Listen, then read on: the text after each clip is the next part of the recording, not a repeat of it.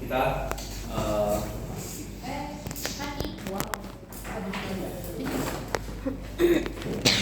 pemeriksaan neurologis. Nah, nanti kalau misalkan ada di kelas atau nanti ini mau diapain? Mau di video nih?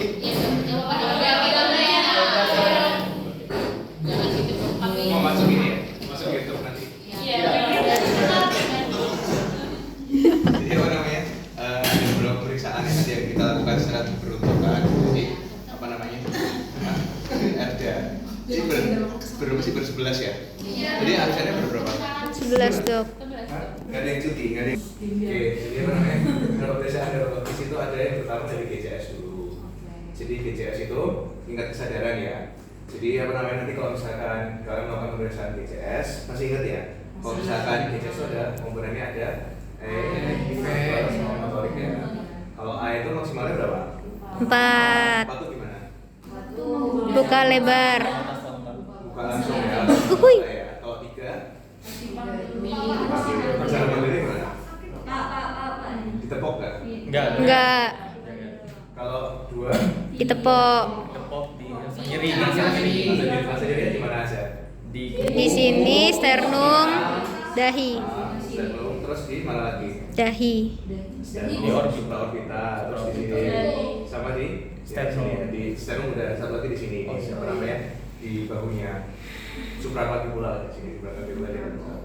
Kalau misalkan satu nggak ada respon ya. Kalau verbal normalnya berapa? 5. Kalau 5 dia gimana? Bisa jawab.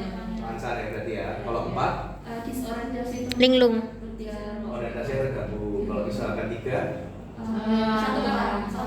kata Hah? Satu kata. Kalau 2 mengerang.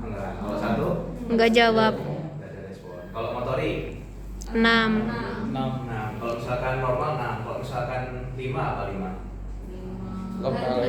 Lokalisir nyeri ya. Jadi lokalisir nyeri. Kalau 4 Flexor. Fleksi. iya, withdrawal respon ya. Withdrawal respon. Jadi kalau yang berarti 3 kan fleksi, dekortikasi. Kalau dekortikasi dia 3. Membedakan 4 sama 5 gimana caranya? Kalau yang motorik dirasa di iya, itu kalau kita kalau misalkan 5 dia bisa lokalisir nyeri. Tapi kalau misalkan 4 dia nggak sampai berarti supraklavicular ya, gitu. Terus dari situ tadi ada 6, 5, 4, 3 tadi fleksi ya, fleksi atau dekortikasi. Kalau 2 fleksi atau deselerasi. Itu salah satu nggak ada respon. Oke, terus habis itu sampai sini paham ya GCS ya. Paham. Terus habis itu kita lanjut ke fungsi luhur. Pemeriksaan fungsi luhur ini akan kita pelajari sekarang. Nah, fungsi luhur itu kita punya singkatan namanya AMVEL. Atensi, memori, visual spasial, fungsi eksekutif sama language. AMVEL ya. Jadi atensi, memori, visual spasial, fungsi eksekutif sama language. Kita mulai dari pemeriksaan atensi ya.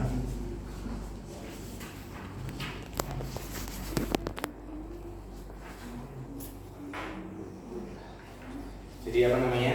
Atensi itu biasanya kita tanyakan memori jangka pendek ya, sangat jangka pendek ya. Jadi misalkan kalau misalkan di sini ada memori segera yang dia bilang, jadi kayak mengulang angka yang disebutkan pemeriksa mulai dari 2 sampai 3 angka dan seterusnya. Sama dengan pemeriksaan orientasi. Jadi memori segera dan memori baru ini dia termasuk dalam pemeriksaan atensi. Jadi disebut sebagai forward digit span sama backward digit span. Forward berarti kita minta dia untuk mengulang angka. Misalkan kita punya 2, 3, 5, 7 gitu. Nah, kita minta dia untuk mengulang angka 2, 3, 5, 7 3 digit dulu. Terus habis itu tambahkan jadi 4 digit. Terus tambahkan lagi jadi 5 digit dan seterusnya. Namanya forward digit span. Kemudian yang namanya backward digit span itu adalah kebalikannya. Jadi misalkan kita minta dia 2, 3, 5 dari belakang ke depan, 5, 3, 2 dan seterusnya, ditambah 1 digit terus-terusan. Paham ya sampai sini ya? Ada forward digit span, ada backward digit span. Paham sampai sini? Terus habis itu tadi kita bisa tanyakan orientasinya. Jadi misalkan orientasi itu ada 3 ya, ada tempat, waktu dan juga ruang ya. Orientasi tempat, waktu dan juga ruang. Kita tanyakan ke pasiennya. Nah kemudian setelah setelah pemeriksaan atensi ini juga ada juga pemeriksaan yang menggunakan namanya vigilant test atau assistant test. Jadi kita meminta pasien untuk mengetok setiap ada huruf A yang kita sebutkan. Jadi itu ada 3 di situ nanti yang kelainannya. Jadi ada yang omission error. Omission error itu artinya ketika huruf A disebutkan dia tidak mengetok, itu omission error. Kemudian ada yang namanya commission error. Commission error itu dia mengetok tapi bukan pada huruf A. Jadi misalkan ini ada K, A, B gitu, nah pas dia K dia mengetok berarti namanya commission error. Nah kalau pas A nya dia tidak mengetok juga berarti namanya omission error kayak gitu. Kemudian ada yang mengetok terus-terusan tapi tidak berhenti, namanya preservation error. Terus jadi itu namanya vigilance atau asustentas ya, itu untuk pemeriksaan atensi. Sudah sampai di sini ya, itu pemeriksaan atensi ya. Nah terus kita lanjut ke pemeriksaan memori.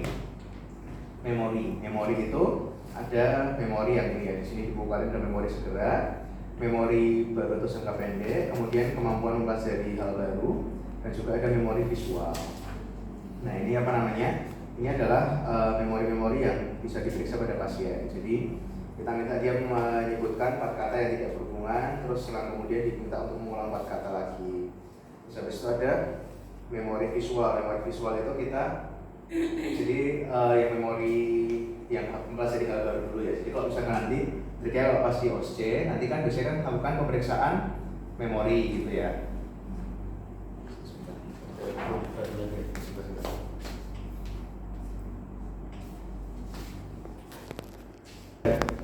Biasanya kalau misalkan di OSC itu nanti kan ada penjelasan, karena OSC kan ada 2 ya, ada yang satu stase tersendiri, ada yang stasenya gabungan. Dan nanti biasanya nanti kalian akan diminta untuk apa namanya melakukan pemeriksaan, misalkan lakukan pemeriksaan ABCDE gitu ya, pemeriksaan ABC, lakukan pemeriksaan memori gitu. Nah pemeriksaan memori ini kalian nggak boleh apa namanya nggak boleh lupa. Jadi kalau misalkan ini kan dia kan ada di selang 20 sampai 30 menit. Jadi kita bilang, jadi kita sebutkan dari awal kita lakukan dulu pemeriksaan memorinya. Misalkan kalian sebutkan 3-4 kata ya, coklat, jujur, mawar misalkan gitu. Nah terus habis itu kalian lakukan dulu pemeriksaan yang lain, baru di akhir diasumsikan sudah 20 menit gitu. Nah terus habis itu kita akan apa namanya lanjutkan dengan pemeriksaan yang selanjutnya kayak gitu.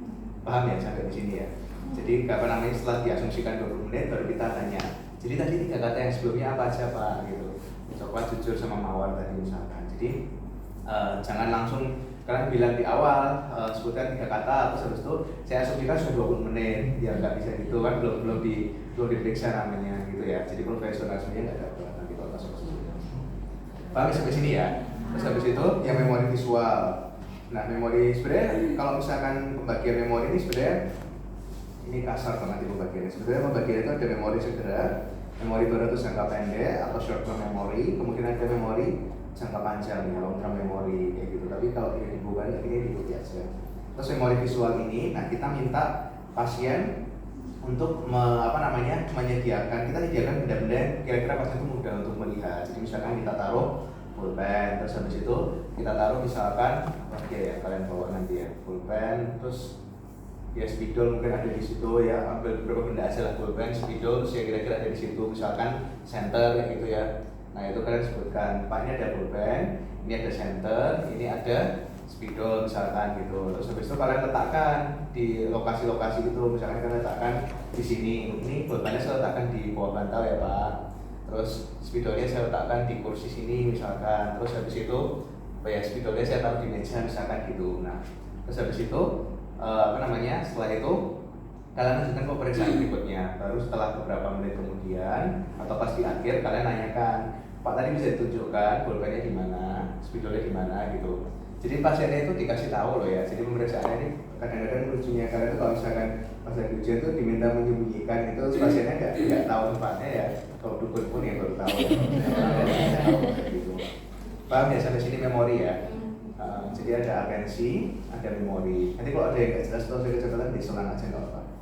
Atensi sudah, memori sudah ya. Jangka panjang kita tanyakan, memori jangka panjang guru SD-nya namanya siapa. Jadi kalian juga nggak ingat guru SD namanya siapa. Terus habis itu kita lanjut ke pemeriksaan visual spasial ya, AMVEL, atensi, memori, visual spasial.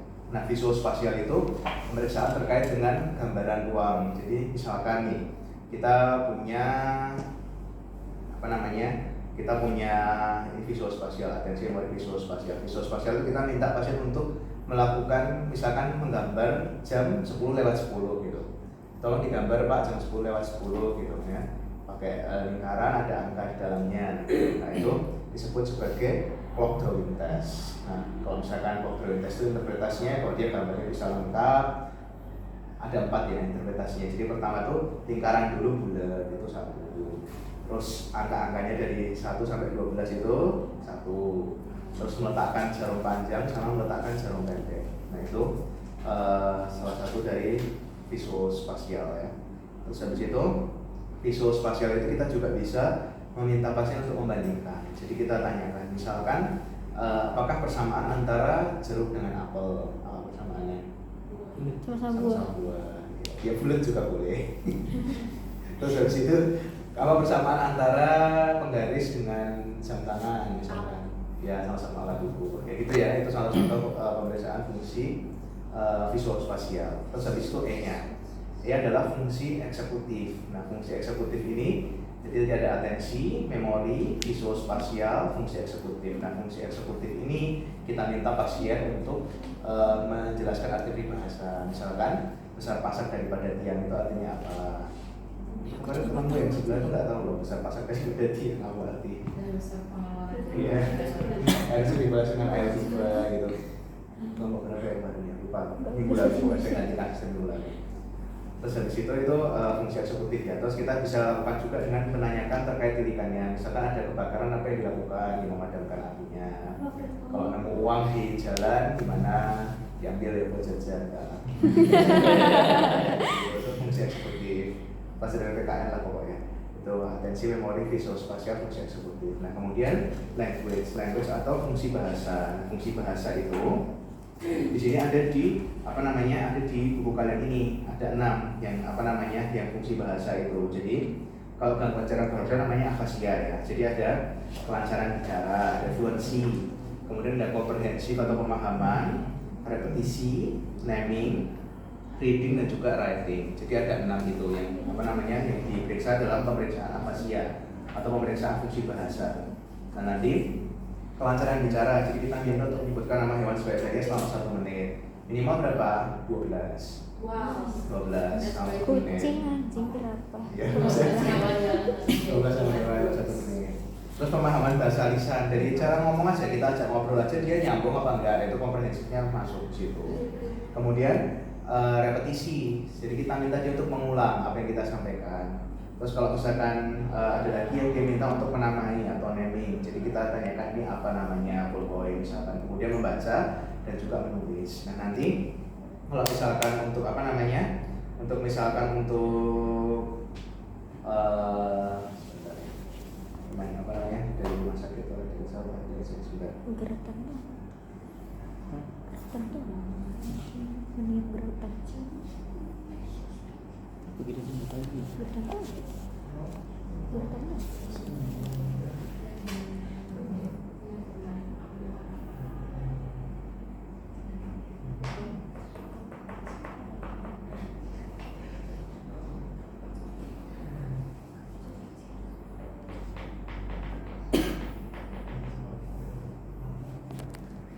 Jadi mulai bahasa nanti kalau misalkan kalian di soal MCQ itu hubungannya dengan afasia. Jadi kita masih ingat nggak kalian ya zaman tahun dulu. Jadi kalau misalkan kita menerima itu, yang menerima itu adalah mana?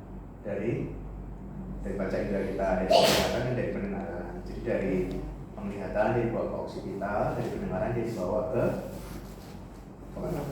temporal. Terus habis itu dari penglihatan temporal kita menuju ke area sensorik, yaitu area Wernicke namanya. Di situ area Wernicke itu di lobus temporal. Ya, ngomong ada kepo sih betul.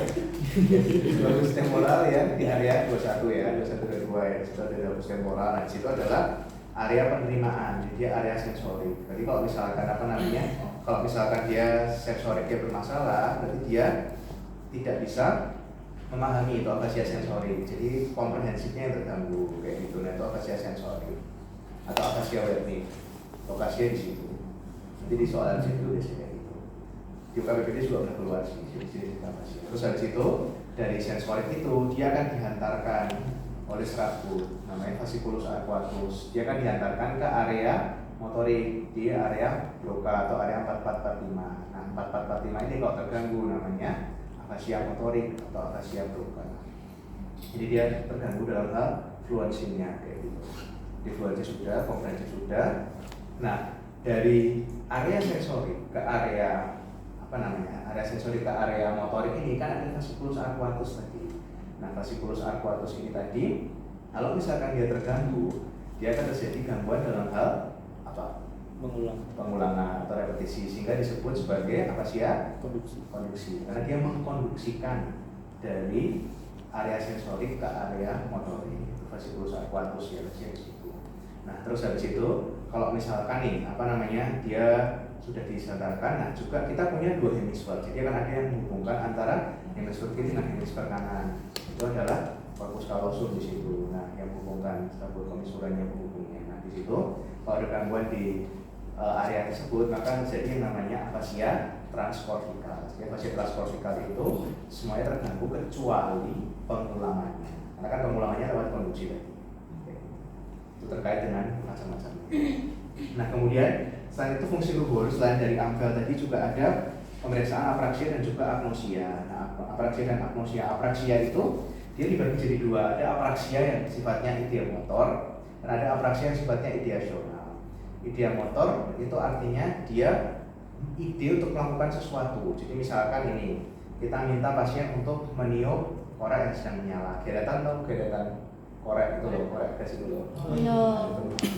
Ya, itu geretan yang sedang menyala. Kita tadi untuk meniup, nah itu afasia ideomotor ya. Jadi dia melakukan gerakan motorik. Ideomotor itu ada afasia bukofasial, ada afasia ekstremitas, ada afasia keseluruhan. Apraksia ekstremitas dan afasia keseluruhan. Afasia ekstremitas itu misalkan kita minta dia untuk menyisir rambut kayak gitu. Kemudian kalau apraksia seluruh tubuh ya misalkan kita minta dia untuk berdiri membungkuk, memberikan hormat kayak gitu. Itu apraksia ideomotor. Kemudian ada apraksia ideasional. Apraksia ideasional itu adalah yang melakukan gerakan yang bertahap. Jadi misalkan, kalau nanti di pemeriksaan di OC itu kalian melakukan pemeriksaan apraksia itu selain diminta untuk meniup geretan, kalian juga bisa meminta melakukan dua gerakan yang berurutan. Ini ada kertas, dilipat jadi dua, letakkan di bawah lantai. Jadi melakukan beberapa gerakan. Itu apraksia ideasional. Misalkan juga kita minta dia untuk mengirimkan surat. Jadi dia mengirim surat, awalnya ya pertama nulis surat, masukkan amplop, terus habis itu tempelkan perangko. Kalau misalnya kayak gitu berarti interpretasinya dari yang banyak itu gitu. Kalau maksudnya ada kalau misalnya dia nggak bisa berarti interpretasinya cuma tidak mampu atau tidak mampu melakukan, terdapat gangguan di mana gitu. Jadi kalau misalkan tadi memori, kita lihat memori apa yang terganggu, memori jangka panjang atau memori segera atau memori visual gitu. Kalau berbahasa juga disebutkan ada gangguan kemampuan bahasa atau afasia, khususnya di domain apa, misalkan domain kelancaran bicara, domain repetisi, sehingga ke arah afasia apa kayak gitu. Itu sih. Kan nanti yang jadi pasiennya kan jago-jago, apalagi kalau pengusaha fungsi luhur, mereka mau jago, kan anak-anak isi kan, ya, pintar mereka main sinetron. Jadi dapat duit lagi, cuma dapat makan siang, kalau dapat snack, kayak mungkin kan aku lah dan kalian gak dapat kasih. Oke, lanjut ya. Itu terkait dengan apraksia ya. Itu apraksia tadi sudah, terus habis itu agnosia. Paham sampai sini ya tadi ya. Apraksia sudah, agnosia. Nah, agnosia ini ada agnosia visual, agnosia seri dan juga agnosia taktil. Agnosia visual sebenarnya sama kayak kemampuan bahasa yang mapping tadi. Menyebutkan nama bendanya. Kemudian agnosia taktil, nah ini kita menyebutkan nama jari, terus pasien menunjukkan pada pemeriksa. Jadi tunjukkan jari manis yang mana gitu. Agnosia taktil itu dia diminta untuk menutup mata, terus habis itu kita kasih benda-benda yang familiar, misalkan kunci, bola gitu, terus kita minta dia untuk meraba, nanti kira-kira bendanya seperti apa. Gitu ya, paham ya? Ada yang mau ditanyakan nggak sampai sini fungsi luhur? Belum ya? Oke. Terus habis itu kita lanjut. Jadi setelah ini kan nanti kan ada satu stase yang soalnya semuanya kan. Jadi satu stase kan yang terpisah itu yang suka-suka jidat yang bikin soal itu. Setelahnya kan ada yang semuanya. Kalau yang semuanya itu kan harus pintar memilih mana yang mau diperiksa. Jadi harus kita review semua. Ada yang namanya medial sign, itu udah kemarin kita pelajari waktu semester 2. Ada apa aja medial sign? Berjenski. Kaku kuduk lah ya, kaku Kaku kuduk cara kuduk. biasanya gimana? Bantalnya disingkirin dulu. Terus habis itu pastikan tidak ada kaku. Terus habis itu digerakkan ini ya, sini. Kalau kaku kuduk kalau positif gimana? Kakinya. Nah, bukan itu Brzezinski 1. Ini Oh, iya, 2 iya. jari di sini Jadi kalau nggak nyampe, nggak nyampe. Terus diperiksa bersama dengan Brzezinski 1. Satu. Kita lihat adanya jerking movement ya di belakang dari kedua kakinya. Terus ada Brzezinski 2. Gimana? Kalau diangkat satunya Salah ding gini. kiri nih. Apa ya? Sebelahnya salah satunya nanti kakinya. Iya, kalau diangkat yang kiri. Iya. Jaraknya. Enggak mau kiri mau kanan sama. Kontralateral. Iya, kontralateral. Terus habis itu kalau misalkan diangkat salah satu kakinya kontralateral ikut ngangkat gitu ya. Iya. Angkat dua-duanya ya. Terus habis itu ada Brzezinski 3. Brzezinski 3 gimana? Saya cuma nyicil baju aku Di mana caranya? Jadi Aku lupa. tangannya kita letakkan di mana? Di perut atau di dada, dilingkarkan. Kemudian Belajar kita itu. lakukan penekanan di angkus psikomaticus, tekan di psikomaticus. Kalau dia positif dia akan ada jerking movement ya, gerakan dari tangannya. Makanya tangannya nggak boleh di samping, nggak kelihatan. Tangannya harus taruh di dada atau di perut. Tangannya naik ke atas. Jerking movement. Oke, itu mending Nelson Brzezinski 3. Terus ada Brzezinski 4. Brzezinski 4 di mana? Belum belajar. Bisis pubis kita lakukan penekanan, nanti akan ada jerking movement dari kaki. Gitu ya. Terus kita juga punya apa lagi? Kernik ya. Nanti PR-nya membedakan antara lasek, kernik sama Brzezinski 2. Lasek. Langsung nanti diprovokasi dari ini. Lasek. Yang kalian ada di situ juga ada provokasi dari ini. Nanti kita belajar lagi. Oke, sampai sini paham ya tadi ya, ending Elsan ya. Oke. Terus habis itu kita lanjut ke nanti terakhir review Cranialis terakhir. Kita review dulu. Nanti review Cranialis ada 1 sampai 12 ya. Nanti juga supaya bikin soal mau dikeluarin yang mana. Terus habis itu yang kelima kita punya pemeriksaan yang kemarin sudah diajari, pemeriksaan fungsi motorik. Motorik itu ada 5 kekuatan, ada tonus, ada refleks fisiologis, sama ada Refleks patologis. Kekuatan itu pemeriksaannya kemarin dibagi jadi 4 gini ya, udah tahu ya. Ada ekstremitas yang superior, ekstremitas yang inferior. Ini sesuai dengan posisi anatomi. Jadi ini yang kanan, yang kiri. Ada 3 regio, masih ingat toh? Jadi ada brachium, antebrachium, sama manus. Yang di sini regio femoralis, gastrocnemius, sama penis. Udah tahu ya, jadi ya. Jadi ini seluruh laporannya dia pasti ada 5 ini. Itu ya. Jadi kalau misalkan nulis status besok ini, kalau misalkan 5 dia normal. Kalau misalkan 4 Ya ada 4 ada 3. kalau 4 apa? Ada 4 Ya, 4 minus ya, dia bisa melawan tahanan. Kalau 4 plus tahanan kuat 5 jari. Kalau 4 3 jari. Kalau 4 minus 1 jari. Terus kalau 3 dia tidak bisa gravitasi, akan langsung jatuh. Kalau 2 geser. kalau 1 Nggak ada. nah, kontraksi ya. Kontraksi. Cara bedakan 1 sama 0. 0 enggak ada. Bedanya gimana? Buat apa ini? Dilihat toh, kelihatan. Dipegang saya. Dipegang. Oh, pakai kamu nggak terasa. Padahal itu bisa. Iya baik. Dijubit biasanya. Kalau dijubit kan ada kontraksi dari ototnya pasti. Coba aja. Udah dijubit. Karena ada kontraksi ya pasti dari ototnya. Oke, paham ya? Jadi itu bedakan 1 dengan 0. Nah, nanti kalau misalkan interpretasi fungsi motorik ya, itu dia harus diinterpretasikan. Jadi selain kekuatannya itu, kalau misalkan dia, misalkan nih kekuatannya ekstremitas sebelah kiri itu 3, yang kanan 5. Kalau 3 berarti apa? Tidak berulang. 3 atas sama bawahnya sama, 3 berarti apa? Istilahnya hemiparesis istilah ya. Terus kalau misalkan dua-duanya nggak bisa, kakinya bawah paraparesis. Terus habis itu kalau 4 empatnya nggak bisa tetraparesis. Ada yang bilang 1 sama 0 itu udah masuk lagi, ada yang bilang 0 aja yang lagi gitu. Terus mau pakai yang mana? Tapi biasanya sih 0 yang dianggap lagi ya. 1 itu masih dianggap paresis. Kalau tonus, interpretasinya ada apa aja? Normal, hipertonus sama Hipotonus. ya. Besok harus bisa diikuti hipertonus sama hipotonus ya. Tahun lalu tuh saya uji OSCE, dibilangnya ini tonusnya meningkat ya. Nanti tonusnya meningkat istilahnya apa gitu kan? Harus sudah hipertonus. Terus kalau tonus itu apa namanya? Pemeriksaannya gimana? Bedakan sama kekuatan.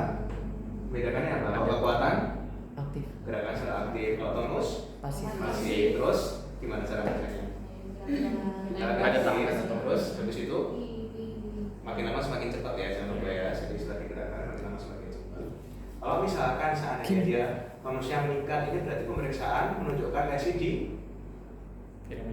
piramida di UMN ya. Kalau tonusnya menurun berarti dia di LMN. LMN. Motor neuron kayak gitu.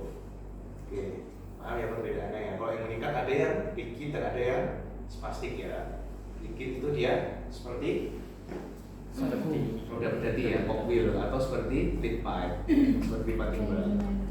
Dia terus-terusan, jadi dia terus-terusan timbul, melibatkan otot agonis dan antagonis. Kalau spastik, dia hanya melibatkan otot agonis. Modelnya kalau spastik itu seperti ada yang bagus nggak di sini? Nggak ada. Dilarang ya, udah. Ilegal. Oh, Enggak.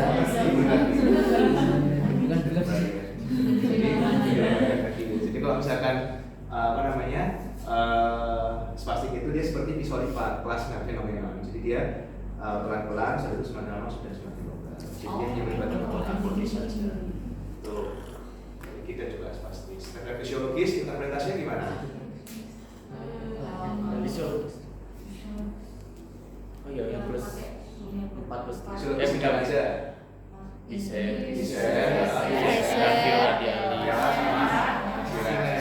Kalau normalnya berapa? Positif. Iya. 4. 3, 2. Oh 2. Sorry.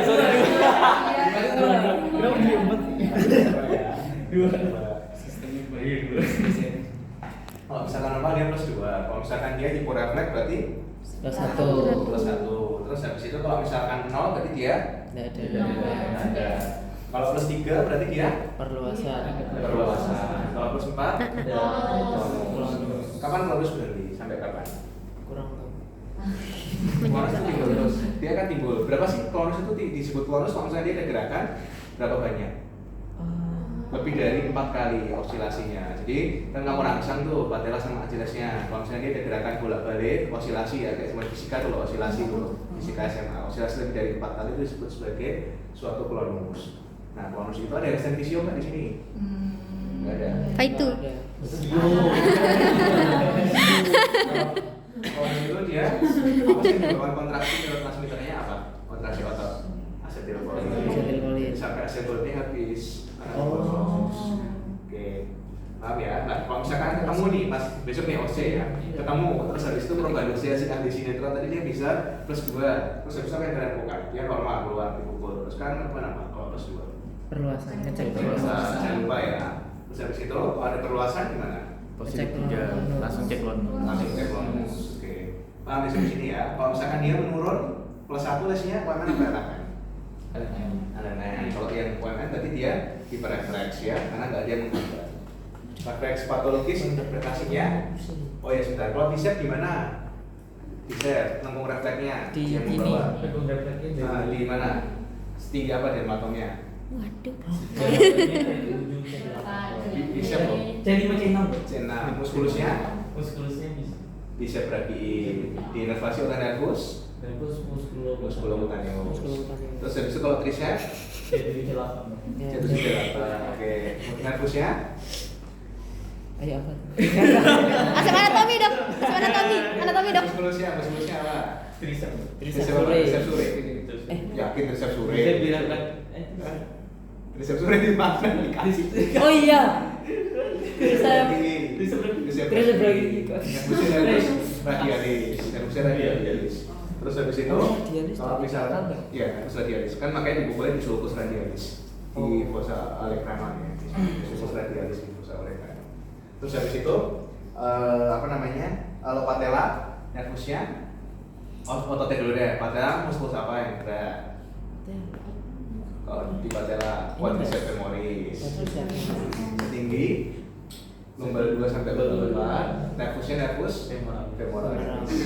Kalau Achilles S1 S2 ya boleh 5 sampai S2 lah kira-kira ya. Terus muskulusnya muskulus gastronomik nervusnya tibialis Dia. itu ya. Nanti kalau misalnya tidak ada ya kalau MCQ. Terus habis itu kita punya rangkaian patologis. Patologis itu kita interpretasinya apa? Min dan plus, negatif dan positif ya. Kalau di tangan ada apa? Movement tremor. Movement gimana? Movement ya gimana? Kayak harpa. Tromler naik ke atas ya. Oke. Terus habis itu kalau yang apa namanya yang bawah Namanya ada Babinski. Babinski ya, Babinski ya. Babinski, cadok. Di telapak kaki ya, di lateral itu ya. Terus ada cadok kayak huruf C. Jadi malleolus ortalis. Terus Babinski cadok terus Ini apa namanya? itu apa Open ya? hip. Terus Gordon yang mana? Gordon yang gastronomik. gastronomik. Terus scapular ya. Scapular yang di Achilles. Terus habis itu apa lagi? Ada Gonda yang mana? Gonda. Gonda itu yang kedua. Dari keempat. Stransky ya. Stransky yang dari kedua. Terus habis itu apa lagi? Ada Mendelbetru sama Mendelbetru yang mana? Mendelbetru yang ini. Yang atas. Oke. Yang Terus yang bawah. Kapan disebut positif yang di kaki? Selain Mendelbetru, interpretasinya gimana? Saya Mendelbetru sama Rosolimo, kalau di kaki positif kalau dorsofleksi jari dan jari-jari yang lain abduksi jauh ya, hampir Dorsofleksi berarti. Terus habis itu kalau misalkan Sistemnya itu. kalau misalkan yang Rosolimo Mendelbetru gimana? Interpretasi positif kalau ada plantar fleksi dari jari-jari kaki. Yang beda cuma itu. Oke, udah paham ya. Ingat ya, itu ya pemeriksaan refleks sampai sini. Terus habis itu ada fungsi sensori. Fungsi sensori itu nanti ada yang ekstroseptif sama ada yang proprioseptif. Ekstroseptif itu ada yang apa? Nyeri, raba, nyeri, suhu. Kalau yang proprioseptif ada getar, raba, sama ada sensasi posisi. Udah jadi ini kemarin? Sensorik? Sudah. Cara reaksinya juga udah. Sudah. Nanti coba kita praktekin ya. Yang ini sering salah. Kalau interpretasinya gimana? Kalau misalkan dia separuh, dia bilang sensasi, namanya apa? Pas kalian laporan kan, soal itu selalu lakukan pemeriksaan dan interpretasikan hasilnya. Hemiparestesi. Hemi apa? Parestesi. Parestesia itu apa? Tidak ada. Kebas. Parestesia itu apa? Sensasi kesemutan, sensasi tidak nyaman, burning sensation, tingling kayak gitu. Iya. Kalau misalkan dia separuh, dia merasa penurunan sensasi, jadi nggak terasa ya. Jadi nggak terasa ya nanti si aktornya tuh peserta sinetron itu udah tahu. Jadi dia bilang sebelah kirinya nggak terasa, itu namanya apa? Nanti kalian nyebutkan ya. Terdapat penurunan fungsi sensorik, misalkan turunan apa, sensasi getar gitu, misalkan atau sensasi nyeri, misalkan. Berarti apa namanya? Separuhnya. Hemi. Parestesia kan kesemutan tadi, Oh, tidak nyaman. enggak Hemi, hipestesia. Hip. Hipoestesia kan ada hipoestesia, ada yang hiperestesia. Oh, Nah, jadi ada hemi hipestesia ya. Nanti laporannya kayak gitu ya, kalau pas di OC ya. Hemi hipoestesia. Suka saya kalau uji OC gitu kan, kalau uji OC itu nggak boleh ini kan, nggak boleh apa namanya. Tapi tenang aja, biasanya saya nggak uji, yang saya aja kok, nggak mau saya biasanya. Jadi tak kasih ke teman saya lain atau tak kasih ke junior biasanya. Kalau misalkan apa namanya yang kita aja gitu. Jadi kalau saya gini harus jelasin. Jadi artinya apa? Jadi cuma bilang dan penurunan, dia ngerti penurunannya apa? Ya penurunan dok gitu. Ngotot sampai salah. Saya kasih kesimpulan di sana di situ. Masuk. Jadi gitu ya. Jadi hemi hipestesia, dextra atau sinistra gitu. Itu fungsi motorik, sensorik. Nah nanti kita juga punya fungsi koordinasi dan fungsi otonom ya. Fungsi otonom kemarin udah dijelasin ya. Jadi apa namanya yang untuk apa namanya pemeriksaan dari fungsi otonom itu kayak misalkan dia penggantinya seperti apa, penggantinya seperti apa, dan fungsi berkeringatnya. Berkeringatnya kita pakai respirasi tes yang di buku kalian yang pertama itu. Yang kemarin ada itu respirasi tes di belakang yang dikasih tepung, dikasih alkohol, disinari dengan lampu berapa watt? Itu keluar berapa watt? 150. Berapa watt lampunya? 100. 4 bulan itu berarti berapa? Pas 60. SMA 300 watt. Nih. 4 bulan kan 75 kali 4. Ya, udah lama SMA-nya, udah lulus lama. Jadi 300 watt. Jadi dia kasih 300 watt dengan tingkat kelembapan dan juga tingkat suhu yang ada di buku karet. Aku coba hafal fungsinya. Jadi itu itu fungsi otonomnya. Nah, nanti kita kasih tepung, kita kasih iodin. Kalau misalnya dikasih panas, dia kira-kira berubah warna dari putih jadi hitam. bukan buah-buahan ya, atau hitam keunguan lah, kayak zaman kalian waktu SMA biologi itu. Nah, nanti dari situ kita akan kelihatan sejauh apa dia mendukung pemeriksaan fungsi sensori. Jadi fungsi sensori ini nanti juga, selain itu, kalau misalkan nanti kasusnya medula spinalis, lupa ya. Dia kan ada hipoestesia, ada hiperestesia tadi. Nah, kalau nanti pemeriksaannya medula spinalis, misalkan dia ada parestesia inferior, kita akan disebutkan sesuai dengan dermatomnya. Misalkan hipestesia setinggi dermatom apa, kayak gitu. Dermatomnya ada apa aja tuh? Papila mamis tinggi, T4, umbilikus tinggi, T10, lipatan paha tinggi, L1 ya. L1. Lalu habis itu kalian ingat aja ya, di sini tuh kalian gambarnya gini, ini dari sini L1. Ini kan lipatan dalam toh L1. Terus habis itu ini L2, ini L3, ini L4, ini L5, ini S1. Jadi kalau misalkan kelingking setinggi apa? Setinggi S1. Kalau jempol kaki setinggi Sama. Oh, tadi L1, L2, 3, 4, 5, 1. satu, Gitu ya? dua, tiga, Iya. oh, Udah paham ya, itu cara ingatnya. Oke, terus habis itu nanti jangan lupa ya, kalau misalkan di ekstremitas inferior, hipestesia setinggi apa, nanti kita sudah perhatikan. Itu fungsi otonom. Kemudian kita punya pemeriksaan fungsi koordinasi, ini yang mau kita periksa sekarang, sekarang. Terus satu lagi di sini ada refleks primitif ya. Refleks primitif itu kemarin udah diajarin toh. Ada apa aja? refleks mata. Yang Ya. Ada mana? Ada grunting, sucking, gitu-gitu ya. Masih ingat ya? Terus habis itu kemarin ada glabelar ya, glabelar atau Mersenne sign. Dari mana periksanya kalau glabelar? Dari belakang, refleks ke patella. Glabelar third test, maksudnya patella. Glabelar third test. Jadi kita berada di belakang, kita ketok dari belakang. Kalau misalkan dia kedipannya lebih dari, kalau orang normal tuh dia kedip 3 kali. Mau ketok berulang ini dia cuma kedip 3 kali. Terus kalau misalkan dia ketokannya lebih dari 3 kali, dia pasti berkedip lebih dari 3 kali. Nah berarti dia glabelar sign-nya atau Mersenne sign-nya positif. Kalau refleks primitif positif itu kerusakan di mana sih? Lobus frontal ya. Terus habis itu saya itu ada apa lagi? Refleks primitif yang terkenal selain ada glabelar, terus ada apa lagi? Atau glabelar namanya Mersenne ya. Itu kas pada Parkinson itu seperti itu akan situ keluar. Glabelar atau patella ya, Mersenne. Glabelar tetes atau Mersenne atau patella terus. Terus habis itu di sini ada apa yang ditulis di sini? Aduh, apa ya namanya kemarin tuh? Palmomental. Palmomental. From palmar to mentalis. Jadi dia akan ada twitching di musculus mentalis ya, ipsilateral. Kalau di sini ipsilateralnya akan twitching. Ini biasanya di pasien-pasien dengan tumor ya, pasien meningioma biasanya kelihatan tuh. Nanti kalau kalian puas. Terus habis itu setelah setelah ada refleks glabelar, kemudian ada refleks palmomental, ada juga refleks yang apa lagi? Genggam atau grasping ya. Jadi kita taruh di sini kayak bayi-bayi itu loh. Ada yang udah punya bayi? Apa itu dok? Kalau misalnya kita kasih jari atau kalian jenguk bayi itu kalau tilik kayak film tilik itu, nanti saya bisa tilik bayi loh. Nah kalau misalkan gitu, mau kasih jari di sini nanti kan digenggam nanti sama bayinya. Ya kayak gitu lah. Itu ya paham ya, ingat-ingat ya. Oke, sekarang kita belajar fungsi koordinasi, provokasi nyeri, sensori sama cranialis ya. Nah, fungsi koordinasi kita itu dibagi disusun oleh sistem apa aja sih? Ada 3 komponen yang menyusun keseimbangan apa aja? cerebellum, cerebellum, oke. Terus habis itu yang sistem perifer apa aja? Telinga. telinga, Telinga apa? Vestibular, terus visual, terus ada proprioceptif ya, dia mengukur fungsi koordinasi kita. Ada 3. Nah, kita lakukan pemeriksaan. Ada robot di bertajam. Istri baru siapa? Apa itu? Iya wes, oke. Monggo. Siapa di sini ya? Itu BPPB yang mesti dokter ahli. Jadi pastikan pasiennya melepas sepatu dan melepas kaos kaki. Terus itu apa maksudnya?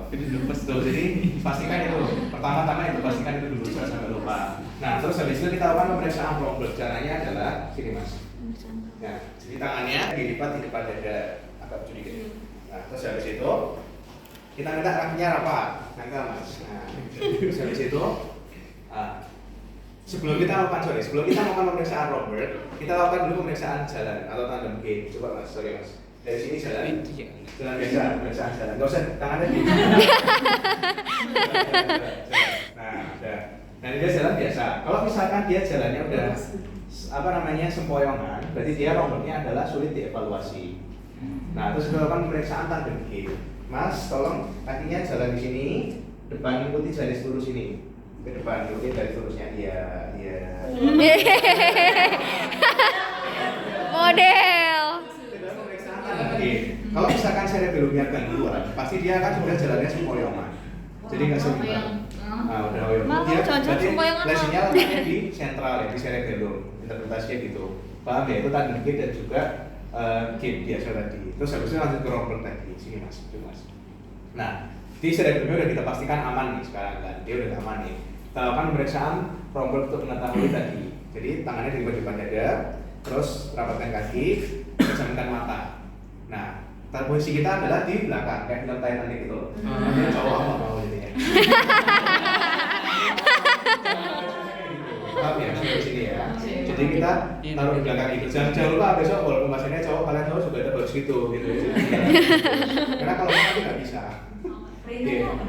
Berarti tadi pejamkan mata di sini, terus saya di belakangnya bapak, jadi nggak perlu takut kalau jatuh. Tapi berarti kalau dia gangguan dia langsung jatuh gitu.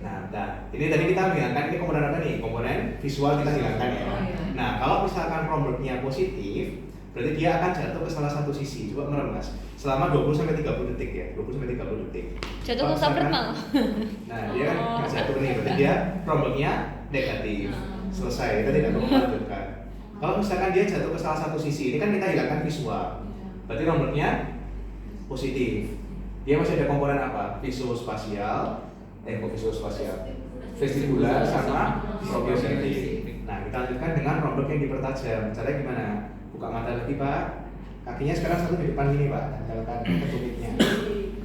Nah, terus kita masih di belakangnya juga. Pejamkan matanya pak. Nah, selama 20-30 detik.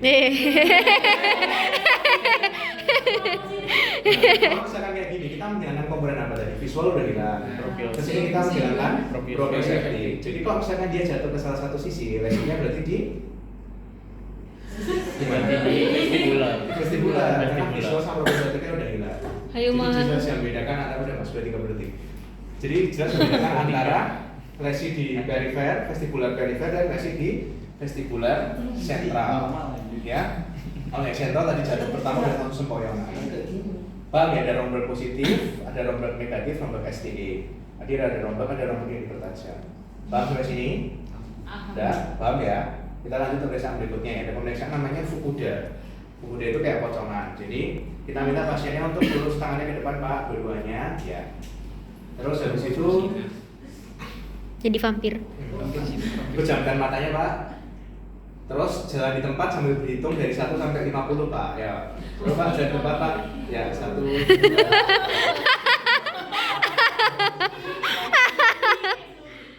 Ini pemeriksaan namanya Fukuda stepping test. Nah kalau misalkan dia positif, dia akan terjadi deviasi. Dia akan terjadi miring 30 derajat atau 45 derajat. Jadi akan miring 45 derajat ke salah satu sisi, entah ke kiri atau Miring ke malah. kanan. Ya pas dia jalan kiri dia kan miring. Kalau misalkan dia kayak miring ke satu sisi, berarti kesukaan. Gimana kalau misalkan ya gitu berarti relasinya? Kalau misalkan tadi kita kan komponennya ada visual, proprioceptif sama vestibular. Kira-kira kalau misalkan dia di cerebellum, dia udah langsung jatuh belum ke positif matanya kayak gitu? Orang dia jalan aja udah oyong-oyongan, udah nggak beres, sudah ada ataksi. Jadi dia nggak bisa diperiksa. Jadi kalau dari situ dia ada kerusakan di vestibularnya.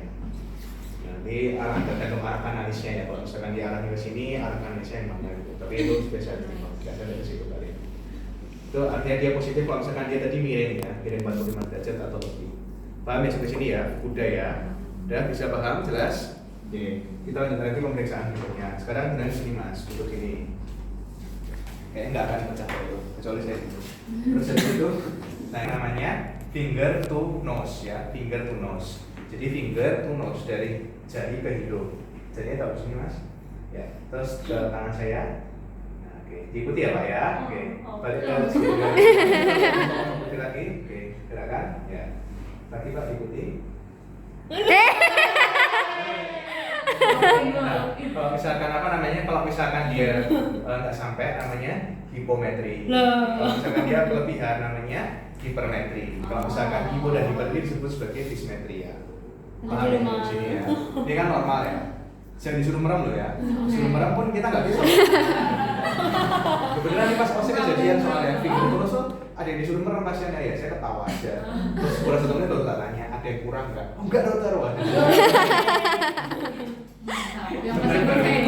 Baru kaget habis itu keluar ya, pas cuma 45 gitu ya. Tapi bener kalau misalkan saya nguji, kalau misalkan bener-bener bisa tak kasih 100, ada dapat 100 berapa waktu itu.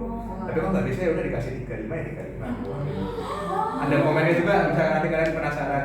Kan dulu kan saya juga suka protes kan, suka yang diskripsi gitu kan. Ini gak usah direkam yang ini. Iya. Diam. Jadi kalau ya di situ ada tulisannya yang salah yang mana. Jadi kalau misalkan iya paham ya, jadi ya ini nggak merem ya. Terus kita punya namanya finger to finger. Coba gini mas, sekarang tangannya. Ya, terus satunya juga gitu. Ya, dua ini ya, satu kan di tengah. Nah, finger to finger. Lagi buka lagi. Ya, taruh lagi mas. Ya, lebih cepat. Ya, lebih cepat. Malah senam dia. Finger to finger ya. Sambil menjamkan mata. Kalau finger to Oke. finger baru boleh tutup mata. Ya, finger to finger tutup mata. Terus kita punya lagi namanya pass pointing test. Pass pointing test itu tangannya di atas. Ya, terus sentuhkan jari saya. Ya, lagi, terus lagi, oke. Terus pejamkan matanya sekarang. Ya. Ya. Oke, ini pass pointing test ya. Dilakukan dua-duanya. Jangan lupa selalu dilakukan kiri kanan ya. Semua pemeriksaan itu pokoknya selalu dilakukan kiri kanan. Dimulai dari sisi yang sehat. Ya, posisi kita di sebelah kanan pasien. Ya. Yang finger to finger tadi kalau misalkan positif gimana? Meleset tadi dia sama hipometri atau hipermetri tadi. Dismetri lah kalau ini nggak bisa hipermetri, dismetri ya. Nah, paham ya, ini pas pointing test ya. Pas pointing test merem ya, jangan lupa ya. Oke. Terus dari situ finger to nose sudah, pas pointing test sudah. Nah terus kita akan pemeriksaan rebound. Ini yang pemeriksaan kognisi. Oke, ini tangannya. Ada ponco. Kita siapkan. Nah terus habis itu tangan kita di sini. Kita tarik dia tarik kan ya pak ya. Terus kita lepaskan mendadak. Nah, kalau misalkan dia adalah si cerebellum, dia kan tidak bisa mengontrol gerakan, jadi dia akan menghantam. Makanya kita kasih tangan kita supaya dia nanti kalau menghantam dia kena tangan kita nggak memukul pasiennya sendiri. Nah, kita fenomenon ya, paham ya sampai sini ya. Terus sekarang berbalik mas. Ada pemeriksaan selanjutnya namanya adalah knee to heel ya. Knee to heel, berarti knee to heel dari lutut sampai ke tumitnya. Jadi dari sini kita minta Pak tolong digerakkan, disusuri ya kakinya ya, tulang kakinya ya, sampai menyentuh jempolnya. Jadi gerakan kakinya dari lutut menyusuri tulang sampai jempol menyentuh jempol. Nah, itu Slay. ya, kita lakukan dua-duanya. So slay. Kalau nggak salah enggak hipo atau hiper. Fungsi koordinasi. Ada kelewatan ya, kayaknya sudah semua. Kan dia nyampe. Enggak mau. Siapa tahu? Cara bicara sudah, tanda kutip sudah, oh ada di stereokinesia bukan. Hidung menuju hidung sudah, ibu jari telunjuk sudah, hipon sudah. Sekarang duduk lagi mas, satu lagi. Ada pemeriksaan namanya pemeriksaan rapid alternating movement, RAM ya. Rapid alternating movement atau uji pronasi supinasi atau pemeriksaan diadokokinesia. Caranya gimana? Tangannya gini, ya. Terus bolak pronasi supinasi ya. Ya, makin cepat. Ya. Okay. Kalau misalkan salah satu ketinggalan, berarti dia akan terjadi tes diadokokinesianya positif atau disebut sebagai dysdiadokokinesia. Kalau misalkan salah satunya ketinggalan. Jadi rapid alternating movement atau uji diadokokinesia atau uji pronasi supinasi. Kalau dia positif, itu berarti dia apa namanya diadokokinesia, salah satu ketinggalan. Paham ya sampai sini ya? Udah. Paham? Oke, pemeriksaan koordinasi selesai ya. Oke, udah paham ya. Terus sekarang Kayak kalian itu satu kelompok orang pintar berkumpul gitu kan ya. Udah bahas apa yang kemarin? Amin.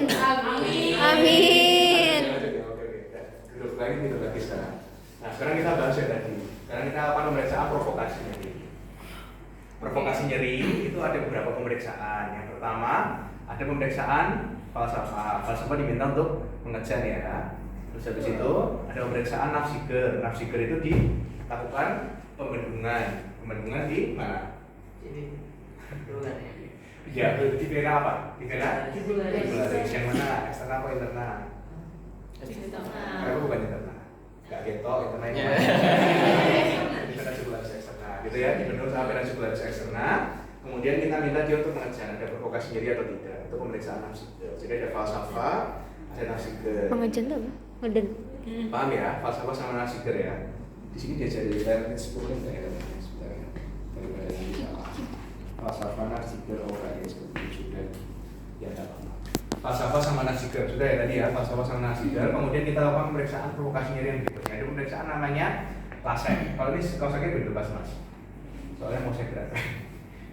Oke, menjauh ya. Oke. Nah, ada pemeriksaan lasek. Nah, kalau pemeriksaan lasek, kita minta pasiennya untuk mengangkat, kakinya diangkat. Lebih dari 70 derajat. Sakit nggak Pak? Di sini nggak, normal nggak koyokan. Nah, habis itu satunya lagi. Tapi besok jangan bilang kayak gitu loh ya. Oh ya normal nggak koyokan gitu. Diangkat satu lagi, akar kontralateral pokoknya ya. Bilateral maksudnya bilateral. Jadi ditanya gini, paham ya sampai sini ya? Kalau misalkan dia ada sakit, dia akan terasa sakit, akan terasa nyeri. Itu lasek. Ada yang namanya lasek silang. Lasek silang itu dia dilakukan di sisi yang sehat tapi yang sakit yang akan terasa. Jadi misalkan yang sakit yang kiri. Nah, kita angkat yang sini. Nah, dia akan terasa yang kiri. Itu namanya lasek silang atau okonel. Paham ya? Ada lasek, ada okonel. Nah, itu lasek. Terus kalau misalkan Brzezinski 2 gimana? Terus habis itu ini akan angkat. Ada juga yang bilang Brzezinski 2 itu ditekuk ini. Salah satunya. Paham ya sampai sini ya? Lasek. Nah, lasek ini ada yang dipertajam. Ada yang namanya Bragard, ya. Bragard itu ininya dilakukan dorsofleksi. Sakit Pak? Nah, terus habis itu ada yang namanya sikar, berarti jempolnya. Jempolnya dilakukan dorsofleksi. Kalau misalkan dia nyeri, berarti Bragardnya tadi kalau yang telapak kaki Bragardnya positif. Kalau ini berarti sikarnya yang positif kalau nyeri. Apa dokter sikap? Sikar. Bragard sama sikar. Gak ada tadi kalian, tapi ada di soal. Oh, Ya, iya. dia bilang nggak lulus loh. Dulu aku dapat Bragard sikar juga pasti. Yang udah di sini sekarang. Maksudnya biar gak lulus. Bragard biar sikar lagi. Di Bragard terus ini ada sikar, paham ya? Sampai sini ya. Jadi kita lakukan ya. Tadi ada lasek yang dipertajam itu. Itu lasek. Terus kalau kernik gimana? Kok terus di atas. Itu ya. Jadi bisa membedakan ya. Ada lasek, ada kernik, ada Brzezinski 2 itu yang sering sama dan sering kuat. Nah, kita lanjut ke pemeriksaan provokasi nyeri selanjutnya ya. Ada pemeriksaan namanya Patrick P, berarti dibentuk kayak huruf P. Tekan di sini. Sakit apa gitu. Ya biasanya cewek-cewek tuh nggak tega gitu. Padahal provinsi dibayar lagi. Sekarang nggak ada yang sudah. Sakitnya di mana? Ya harus ditekan di sini. Jadi ditekan di sini nanti akan ada alasan di sini. Takut dikurangi nilainya karena Iya, punya benar. nafsu. Enggak, Ada karena penyakit justru kalau yang profesional menyakiti kayak gini. pasien. Oh penyakit pasien ya. Iya, pernah dilaporin. Pernah dilaporin. Di Patrick ya. Jadi Patrick kayak gini. Tekan ya. Terus habis itu ada yang namanya kontra Patrick. Kalau kontra Patrick itu di K bentuknya kayak huruf K.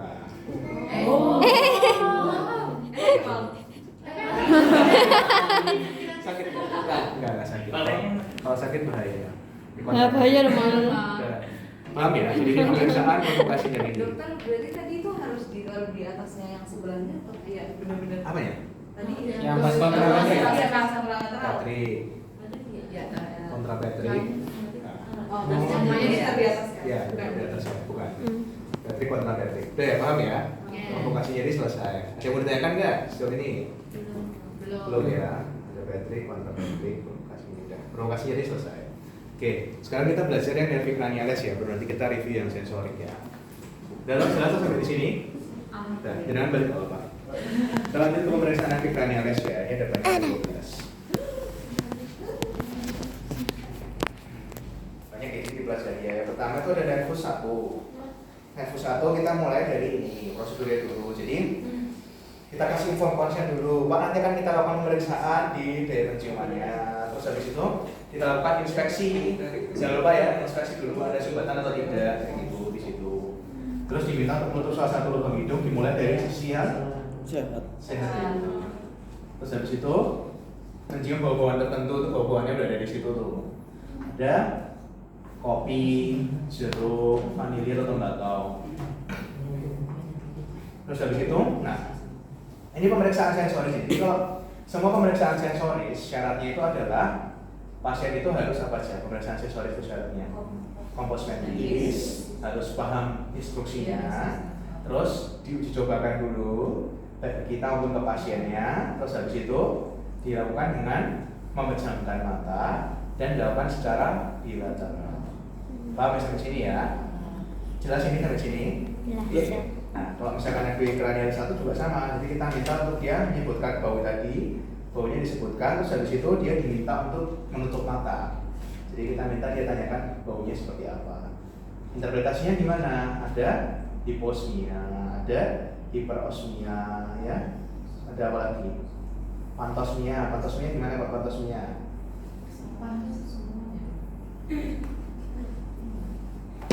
Ya ada di sini ya. Pantosmia gimana kalau pantosmia? Baunya salah ya. Pantosmia atau parosmia. Terus ada yang namanya kakosmia. Kakosmia berarti baunya seperti bau busuk atau seperti bau feses ya. Kakosmia. Oke. Terus bahan-bahan yang dilakukan tidak boleh bahan-bahan yang bersifat iritatif, misalkan min atau bau urea, karena akan menyebabkan sensasi isis ya. Jadi kalau jadi iritasi, ini malah mengganggu pemeriksaan. Jelas ya sampai sini ya. Terus nervus 2 ya, kita lanjut ya. Kita bertanyakan dulu nggak sampai sini? Alhamdulillah, thanks. Lanjut ya. Nah, nervus 2 ini ada jalannya nervus 2 ya, ibu kalian itu. Terus habis itu, nah pemeriksaannya dibagi menjadi 3 pemeriksaan ya. Ada pemeriksaan visus, ada pemeriksaan lapang pandang, dan ada pemeriksaan buta warna. Jadi ada 3 pemeriksaannya. Jadi pemeriksaan visus, caranya gimana pemeriksaan visus? Ini sama kayak pemeriksaan zaman mata dulu. Jaraknya 6 meter. Pertama pakai apa sih? Pertama? Yang buat kalau minus-minus itu cat ya. ya. Kalau misalkan dia di sini pakai senjata atau langsung? Kalau pakai tangan, caranya gimana berarti? Dari jarak berapa meter dulu kalian? 1 meter 6. Ada 6. Oh iya. Dari 1 dong. 1 meter guys. Tapi kan gak pakai jari Tapi kalau misalkan ada pakai, kalau misalkan ada pakai Gak ada talent cat tuh dari 1 meter. Dari 1 meter, dari 1 meter, nomor dari 6 meter, dari 1 meter nggak kelihatan aja, paling dari 6 meter. Coba dipikir. Dan anggap logikanya dapat. Ya, jadi jangan lupa diminta untuk menutup mata yang sakit dulu. Pertama kita bersihkan sisi yang sehat dulu. Mulai dari jarak 1 meter kita lakukan tangannya, kita hitung jarinya ada berapa. Kalau misalkan dia bisa 1 meter, apa yang kita lakukan? Mundur 1 meter. sampai ke berapa sih maksimalnya? 6 Nah. 6 meter. Kalau misalkan virusnya bisa, kalau misalkan 6 laporannya berarti virusnya berapa? 6 per 6 per 60 dok. 60 ya, 6 per 60. Kalau misalkan dia 1 meter aja nggak bisa, diganti dengan Tambahan tambahan tangan itu. Kalau misalkan dia bisa berarti 1 per 300. Mundur lagi nggak ya kalau 1 meter udah bisa gitu? Tidak. Mundur lagi nggak? 1 meter lambai tangan nggak bisa. Enggak perlu dok. Selesai 1 per 300 ya. Kalau lambai tangan nggak bisa gimana? Lah cahaya. Cahaya berarti 1 per 1 per 3 dok. Nah, bisa ke sini ya pemeriksaan yang apa namanya visus ya caranya. Habis itu setelah pemeriksaan visus ada pemeriksaan Sapang lapang pandang. pandang. Lapang pandang itu kita lakukan berhadapan-hadapan pasiennya dengan kita. Jarak antara pasien dengan pemeriksa 1 meter ya di sini. Jadi kita lakukan. Nah kita melakukan dengan cara menutup ya, menutup mata ya. Jadi misalkan kita memeriksa yang lapang pandang yang mata sebelah kanan pasien ya misalkan. Mata sebelah kiri pasien ya, mata sebelah kiri pasien. Yang ditutup adalah mata sebelah kanan kita. Kenapa? Karena kita mau periksa lapang pandang yang sama dari isi pasien, lapang pandang isi nasal, lapang pandang isi temporal, kayak gitu-gitu. Yang kita lakukan, kita minta pasiennya untuk menutup mata. Coba, Mbak, dengar aja coba. Nah, kita lakukan, mau periksa yang mana? Yang kanan. Yang kanan. Yang kiri ya, tuh ya, yang kiri ya. Jadi kalau kita periksa yang kiri, berarti kita untuk mata yang kanan. Kalau dia minta periksa yang sebelah kiri, kita untuk mata kita yang sebelah kanan. Kayak gitu. Jadi kita berbalikan bentuknya. Ini ya, jadi misalkan kayak gini, pasiennya kan kita periksa sisi yang sebelah kiri. Paham nggak ini? Paham. Nah, kita membuka mata yang sebelah kanan. Paham ya? Jadi kita lakukan di sini. Kelihatan Bu dari sini? Kelihatan. Nah, kalau misalkan dari sini kelihatan? Kelihatan. Dari sini kelihatan? Nah, jadi kita cari dari sisi yang dimana kelihatan atau tidak kelihatan. Jadi harus tangannya jangan sampai lupa ya, berlawanan dengan pasien. Terus lakukan gerakan dari keempat sudut, dari temporal, superior, inferior, sama nasal. Berapa derajat toh? Kalau misalkan ini ya, dulu kan pas blok mata ada pemeriksaan ini nggak, perimetri nggak di live visio? Ada dong. Masih ingat nggak berapa meternya? Berapa derajatnya? Sorry. Kalau misalkan superior berapa? Apa dong? Lupa ya. Inferior lateral, temporal nasal, lupa. Ya nanti dicari lagi ya. Pokoknya yang paling apa namanya? Yang paling kecil adalah yang superior. Makanya kalau kalian nyontek itu gampang lihat ke samping kiri, samping kanan, sama bawah. Nggak mau lihat ke atas, tapi mau lihat ke atas. Karena sedikit. Yang superior itu 60, yang inferior itu dia 75, terus habis itu yang nasal sama yang lateral itu sekitar 65 sampai 70 kayak gitu. Oke, kemudian ini ya keterangannya kalau misalkan jenis-jenis saluran pandangnya ada yang myanopsia ya, ada yang quadranopsia ya, karena kan jaraknya ya dari apa namanya dari nervus opticus, kemudian dia sampai ke chiasma opticus ya, kemudian ada nervus opticus, tragus opticus, di chiasma bercabang jadi radiasio dan sebagainya itu ya. Nah, kita bahas itu. Terus habis itu ada pemeriksaan buka warna, kita cek dengan menggunakan benang bol ya. Ada warna apa aja? Merah. Misalnya RGB ya, red, green, blue ya, warna merah, hijau dan juga biru. Kemudian nefus 346. 346 ini kita lakukan dengan pemeriksaan mulai dari kelopak mata, pupil dan juga akomodasi ya. 346 ini. Nah ini kita mulai dari kita pertama-tama inspeksi dulu bedanya, kemudian kita minta untuk dia melihat kedua mata nih, melihat ke depan. Terus habis itu kalau yang pupil kita bisa melakukan penyinaran ya. Nah penyinaran itu kalau misalkan dulu kan diajarnya ditutupin ya pasti ya, tutupi ini ya. Ini nggak usah, jadi kita akan pemeriksaan terus ditutupi ya, kita lihat kalau misalkan refleks cahaya langsung kita melihat dari mata yang kita center itu langsung. Kalau nggak langsung berarti kita melihat dari mata sebelahnya. Jadi tidak perlu ditutupi kalau misalkan di sini. Maaf ya sampai di sini ya. Tidak refleks cahaya langsung, ada refleks cahaya tidak langsung. Kalau ditutupi ini buku bagian biasanya, biasanya ditutupi aja. Tapi kalau di buku KNI itu harusnya nggak ditutupi. Nanti kalau misalnya ada yang mau jadi spesialis saraf ya, kalau ada yang minat. Apa itu? Kita nggak perlu ditutupi. Karena sebenarnya kita jarak kita tuh dari sensornya itu dari adenovirus sudah bisa mengatur. Jadi ikutin aja sudah buku bagiannya. Paham sampai sini ya. Nah terus habis itu pemeriksaan gerakan bola matanya. Jadi tadi inspeksi kelopak mata sama pupil, kemudian lakukan gerakan bola mata. Jadi 346 ya.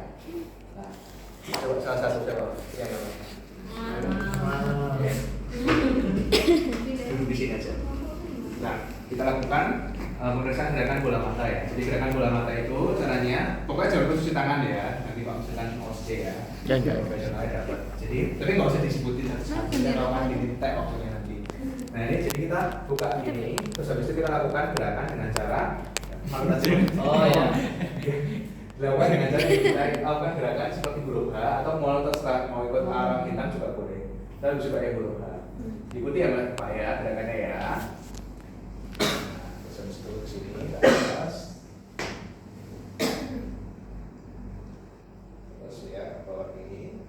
Terus nah gitu. Nah ini pemeriksaan sekaligus yang untuk akomodasinya. Jadi setelah tadi dilakukan dengan guroga tadi, kita lakukan juga dengan pemeriksaan akomodasi gitu. Terus habis itu, kalau misalkan tadi melihat yang inferior kayak gitu kan, terus habis itu coba lihat ke atas Pak. Jangan lupa ya, imitasi kita mau pegang di sini. Jadi ada pegang yang di atas sama pegang yang di bawah. Paham ya? Karena gerakannya itu. Yang beda apa sih dari 346 ini yang unik di sini? Cuma ada dua yang sering dimainin di soal yang ganda ya.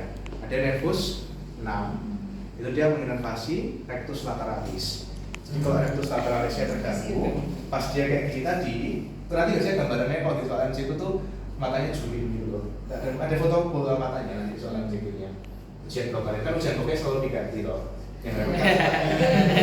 Yang 200 tuh biasanya untuk 200 diganti bola dari soal itu. Oke, ini kita. Nih, jadi nah kalau gini kan dia kan bisa melihat ke lateral. Nah kalau rectus lateralisnya dia terganggu, nah berarti dia nggak bisa melihat ke sampingnya. Paham ya? Itu rectus lateralisnya. Dulu tuh kita kalau belajar itu ininya nggak dipegang gitu. Kalau misalnya ini dipegang tuh mengganggu kita pas kan hak begini kan. Kita kemarin mau Pak ikutin apa pulpen apa atau enggak kayak sama saya Boleh sih. apa. Tapi kalau pas yang superior sama yang inferior itu harus dipegang. Oh. Karena kalau nggak gitu kita nggak bisa melihat gerakannya. Paham ya sampai sini ya? Terus habis itu ada juga nervus 4. Nervus 4 ini adalah obliquus superior. Jadi obliquus superior itu dia justru melihat ke bawah ya, bawah yang sampingnya berlawanan obliquus superior. Paham sampai sini ya? Itu yang nervus 3 4. Oke, jelas? Lanjut nervus 5 ya. Nervus 5 itu ada pemeriksaan yang motorik, sensorik, kornea dan juga masseter. Nah, jadi ini yang sering lupa ya. Jadi sering pemeriksaan motorik ya. Pemeriksaan motorik ini kita minta untuk pasien merapatkan gigi sekuat-kuatnya. Kemudian kita periksa di musculus masseter dan juga musculus temporalisnya. Di masseter dan juga temporalisnya di sini. Dirapatkan kakinya, nah kayak gitu. Paham ya sampai sini ya. Terus selain itu biasanya di ruangan itu akan ada apa namanya stick. Itu kemarin waktu keluar itu cuma 1 orang yang bisa waktu kemarin di apa namanya di SC kemarin. Jadi ada stick es krim, ada stick es krim nanti. Nah kita serahkan ke pasiennya untuk digigit. Nah digigit di stick es krim itu dibandingkan antara kiri dan kanan kedalaman gigitannya. Itu pemeriksaan fungsi motorik. Kalau giginya ompong dong. Ya, jadi kita taruh stick es krimnya di sini di 2 biji seri ya, 2 biji seri di sini, minta dia untuk menggigit. Sama nggak kiri kanannya? Kalau ompong gimana? Pasiennya kayak ini. Kalau ngomong ya dipegang aja dari pemeriksaan itu aja ya sebenarnya. Gitu ya, jangan lupa ya. Besok kalau pas OC ya. Kemarin itu cuma 1 ya bisa oke. Ya, masih untung kalau yang lainnya bisa. Itu kalau misalnya yang itu nggak bisa itu kemarin berarti 89 kalau nggak salah. Oke. Kemudian pemeriksaan sensorik ya. Sensorik kita kalau 5 itu ada 5 cabang. 1, 2, 3 ya. Nah, kalau misalkan sensorik kita ada yang ini punya aku sendiri loh ya. Jadi itu yang punya skistem kayak gitu. Itu apa enggak? Punya aku juga ya? Ini punya skistem gitu. Lister juga. Keren banget. Skistemnya itu. Iya. Pasti agak nyari-nyari dikit ke bawah. 450.000 itu kalau lister. 500 Hah? 500 500 itu. Kamu mau neuro dong? Kemarin Soalnya beda banget itu sama yang itu. Yang itu kan cuma 30 ribuan. Ini Yang mau neuro sampingnya sabret. Nih, jadi ini untuk provokasinya nih ya. Terus habis itu kalau ini untuk tambah rasanya, pergetarannya. Terus habis itu kita minta pasiennya untuk pejamkan mata ya Pak. Nah ini kerasa Pak? Tajam atau tumpul? Tajam. Yang ini tajam atau tumpul Pak? Sama kiri kanannya. Nah, terus habis itu kita bandingkan. Ini sama sini kerasa Pak? Kerasa. Ini sama. Nah ini di ada ophthalmicus, kemudian ada yang maxillaris sama ada yang mandibuloris. Nah kalau periksa besok pakai ini ya, jangan pakai ininya, pakai tusuk gigi atau pakai kapas. Harusnya yang 1 kali pakai. Nah kalau misalkan pasien hepatitis B, udah tak cuci kok. Kalau misalkan aku dari itu udah tak cuci. Jadi apa namanya itu tadi ya. Jadi pakai tusuk gigi atau pakai kapas gitu di suatu pasiennya. Terus yang selanjutnya ya. Terus habis itu ada pemeriksaan rantai kornea. Rantai kornea ada di tisu nggak? Ada di sini ya. Saya bawa. Ada. Nanti pakai kapas ya, pakai kapas. Di situ ada kapas di situ. Kuliah aja tau di sini kan, bukan yang ini tau. Iya, benar.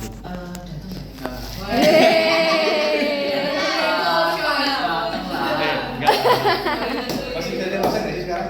Masih bisa. Jangan apa jelek.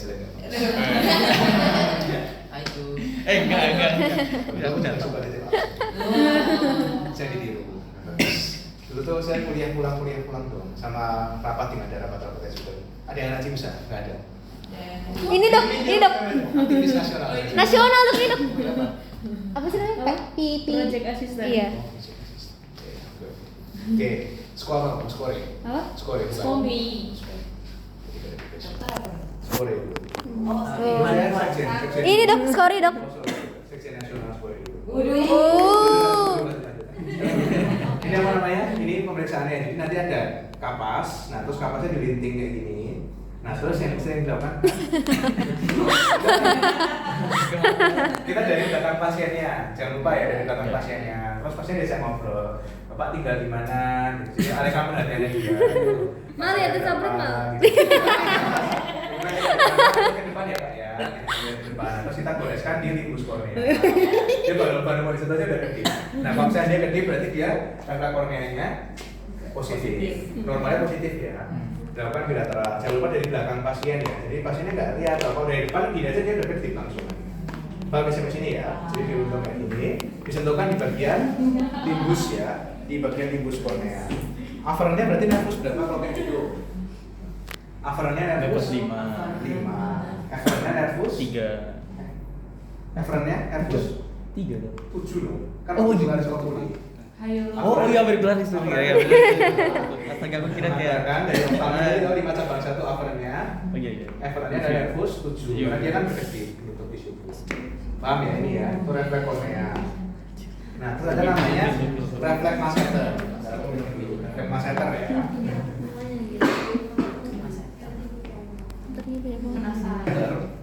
Itu dia pemeriksaannya adalah kita lakukan pemeriksaan di sini. Kita tahan gini, terus kita lakukan ketokan di sini. Dia Ditutup aja dulu. normalnya kan ada gerakan sedikit, normalnya kan ada gerakan sedikit. Di mananya dok? Di ini ya, di daerah area sininya loh. Kontraksi muskulus masseter dan mulutnya akan menutup normalnya. Coba lagi. Normalnya dia nggak tutup, dia kan dia tutup. Kayak gini, terus nanti dia akan berkontraksi, nah dia kan berkontraksi terus dia akan di situ. Itu muskulus masseter ya. Apa namanya? Itu nervus 5 ya. Jadi nanti kok lakukan pemeriksaan nervus 5 ada 4 ini harus dilakukan ya. Kayaknya kalau nggak salah tuh 3, 4 bisa keluar semua sih. 5. Terus 7 ya sekarang ya. 7. Wah, banget ya data. Iya. 7 nih. Ini sampai 1 jam 12 menit dok ini videonya dok. 7 nih. 1 jam 12 menit ini. 7 ada. Kita gantiin aja sih. Aman. Motorik, sensorik dan juga ada parasimpatis ya. Nah, pemeriksaan motorik ini dia pertama-tama kita amati dulu simetris atau tidaknya. Sebentar. Jadi sebelum lanjut ke sini, kita belajar teori anatomi sedikit. Jadi nervi cranialis yang paling sering diperiksa itu adalah walaupun tidak selalu keluar di OC 12 loh ya. Bisa keluar 5, bisa keluar 1, bisa keluar 3, suka-suka yang keluarnya soal. Nah, kita punya yang namanya nervi cranialis, tadi ada nervi cranialis 7 sampai 12. Nah, 7 itu coba kan buka HP semua tuh sekarang kan. Coba cari perbedaan antara peripheral 7 facial nerve UMN versus LMN.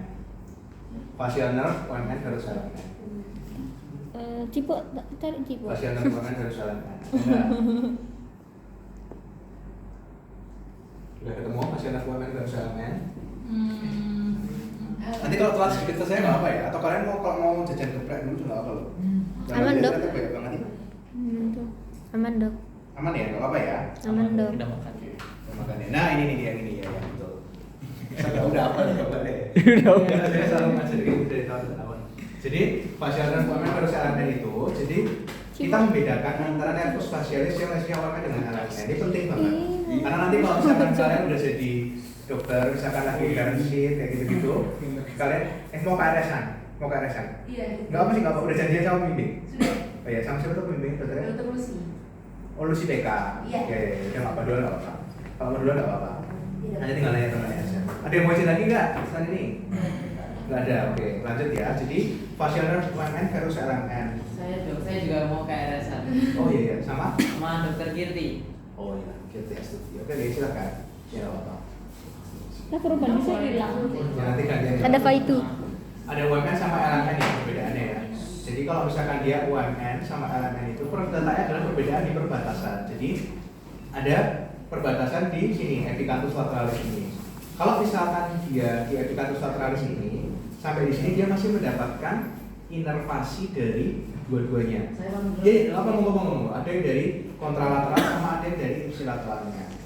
Itu perbedaan antara UMN dengan LMN.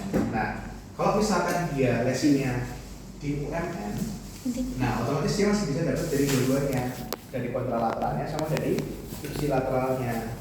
Jadi dia masih bisa mengerutkan dahi, itu masih bisa mengangkat alis, masih bisa simetris. Nah, ya, itu dia adalah letak perbedaan antara aku mau telat ya ngajarin. Aku baru jam 10.10. Kamu duluan sih nggak apa? Pamitin ya, aku nanti kalau dicari ya masih nanti. Balik realnya ya? Balik realnya tapi chatnya oke banget, tak balas kafe. Nanti kalau ada yang nyariin aku bilang aja lagi masih ngajar gitu. Apa?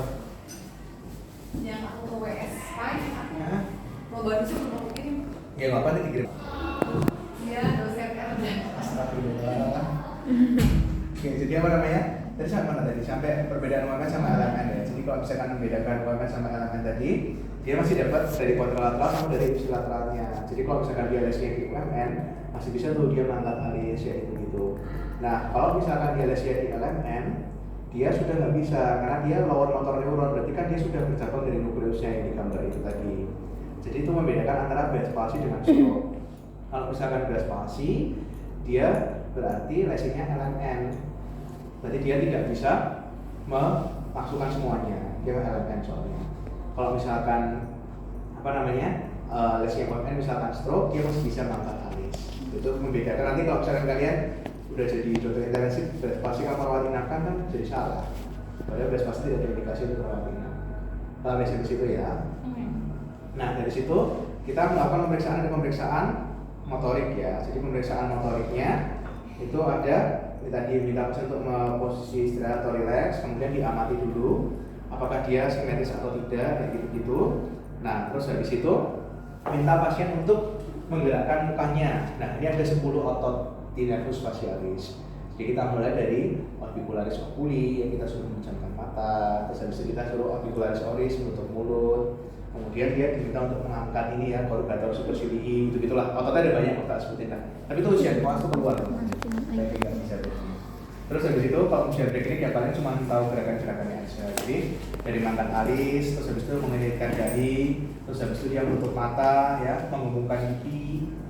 Ada 10 gerakan yang ada di sini. Terus habis itu memoncongkan yang nyinyir ya, cucu gitu. Terus habis itu menghubungkan pipi, terus menutup mata dengan rapat. Kita pastikan untuk membuka kayak gitu-gitu.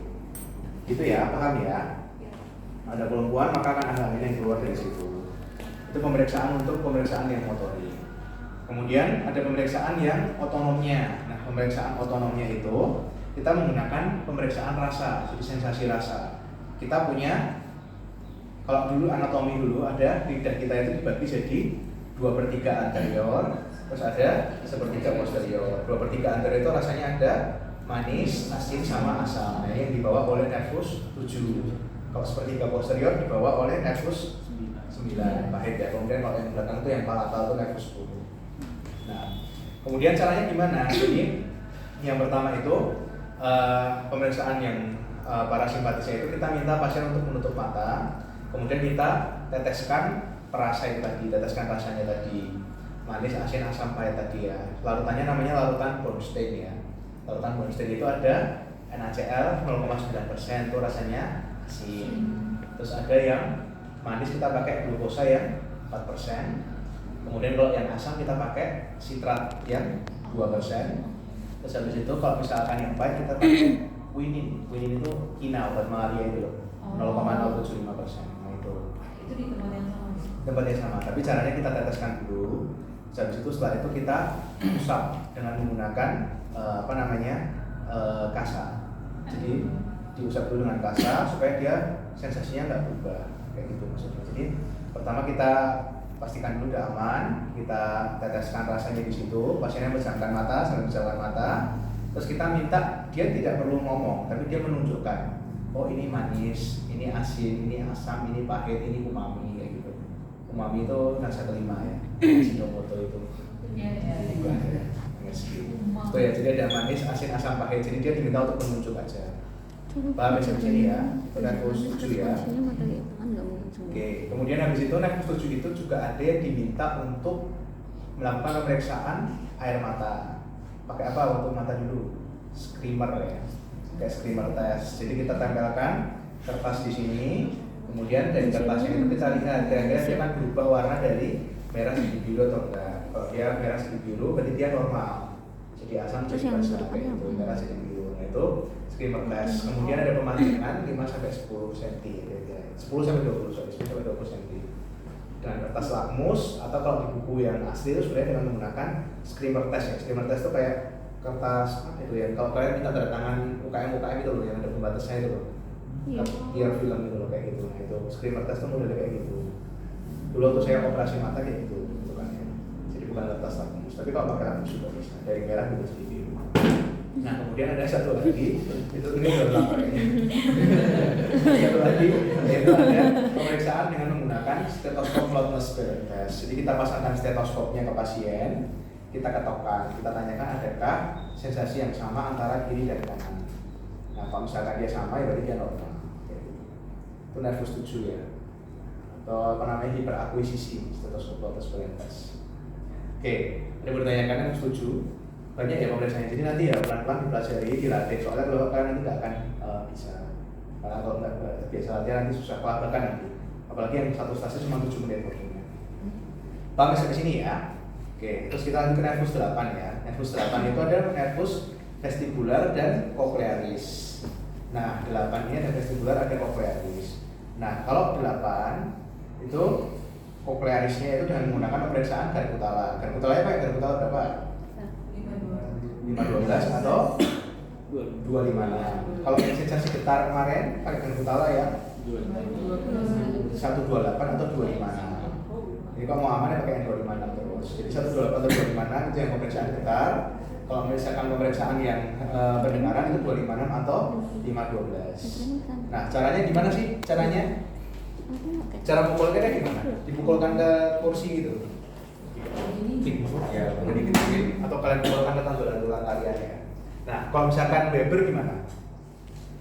Weber di oke. Terus habis itu, kalau misalkan Nina di mana ya? Tulang Ya, temporalnya ya. Terus habis itu kita lakukan, terus habis itu kita bandingkan. Kalau misalkan tidak terasa, kita lakukan di depan sini. Hantaran udara ideal lebih bagus daripada hantaran tulang ya, harus normalnya gitu. Kalau swabah dibandingkan dengan pemeriksaannya, Weber-Indes swabah. Nah kalau misalkan tuli konduksi, Webernya berarti lateralisasi ke sisi yang sakit. Rinanya positif atau negatif? Negatif. Swabahnya memanjang. Ingat-ingat ya itu keluar lagi soalnya nanti bisa jadi keluar kan ke 8 gitu. Jadi kalau tuli konduksi ya tadi Webernya dilateralisasi ke sisi yang sakit, rinanya negatif, swabahnya memanjang. Intinya gini loh, gampangannya itu hantaran udara lebih bagus daripada hantaran tulang. Jadi kalian nggak usah ngapalin. Kalau itu nanti udah dapat normal kan. Oke, itu yang pemeriksaan cochlearisnya. Kemudian vestibularisnya kita ada pemeriksaan namanya pemeriksaan tes kalori ya. Kalau pas pointing test ini kan sudah dipelajari. Nah pemeriksaan tes kalori itu caranya gimana? Kita menggunakan air ya, menggunakan air dingin atau air panas. Kalau air tuh suhunya berapa? Kayak kemarin di pemeriksaan suhu. Air suhunya berapa? Kalau misalkan dingin pakai suhu yang 5 sampai 10. Kalau yang panas pakai suhu yang 40 sampai 45. Nah kita teteskan dengan syarat kadar timbangnya harus tetap. Kita lakukan pemeriksaan namanya pemeriksaan pemeriksaan tes kalori. Jadi kita ada singkatannya namanya COS kalau ada orang sadar. Cold, opposite, warm, same side. Jadi kita teteskan. Jadi kalau misalkan dia diteteskan di sini air dingin, dia akan timbul nistagmus ke arah yang opposite. Tapi kalau misalkan berlawanan, jadi berlawanan dengan arahnya. Tapi kalau air hangat, dia dilakukan dengan searah, nistagmusnya ketemu searah. Beda dengan penurunan kesadaran ya. Kalau pada orang-orang dengan penurunan kesadaran, yang terjadi adalah CSVO. Jadi cold, same side, warm, opposite. tuh harusnya kayak gitu kalau ada hubungan SKPS. Paham ya sini? Nervus 78 sudah paham? Yang mau ditanyakan nggak sampai sini? Belum? Sudah jelas ya? Oke, 9 sekarang ya. Nah 9 ini kita melakukan pemeriksaan dengan nama Fernet-Rideau. Kita minta untuk membuka mulutnya, habis itu kita menekan dengan menggunakan spatula, lidahnya ditekan ke bawah, sementara dia minta bilang gitu. Nah, di situ kita lihat dari tirainya itu loh. Itu kan kayak gambarnya kan kayak tirai kan? Kayak tirai bioskop itu loh. Itu loh yang bilang itu loh. Kan ada palatumnya, bentukannya kan kayak tirai. Nah, kalau dia dibilang A gitu dia salah satunya dia miring, nah berarti tanda tidurnya dia positif.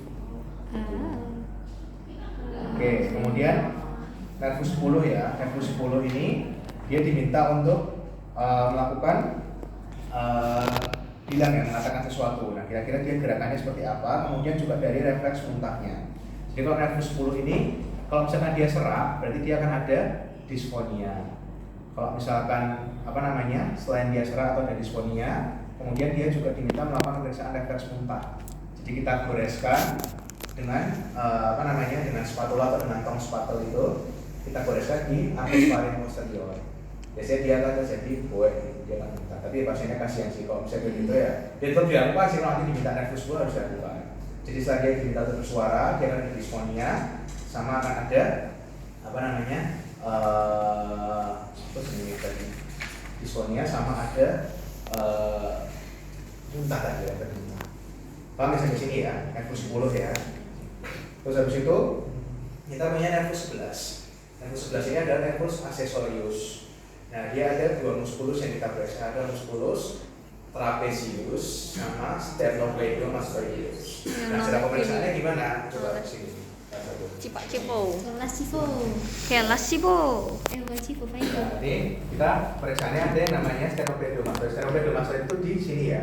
Sternocleidomastoid. Jadi di sini terus ada muskulus trapezius. Nah, kalau muskulus trapezius kita minta pasiennya untuk mengangkat bahu. Coba Pak, diangkat dua-duanya Pak ke atas. Nah, kita bandingkan simetris atau tidak. Udah paham sampai sini ya.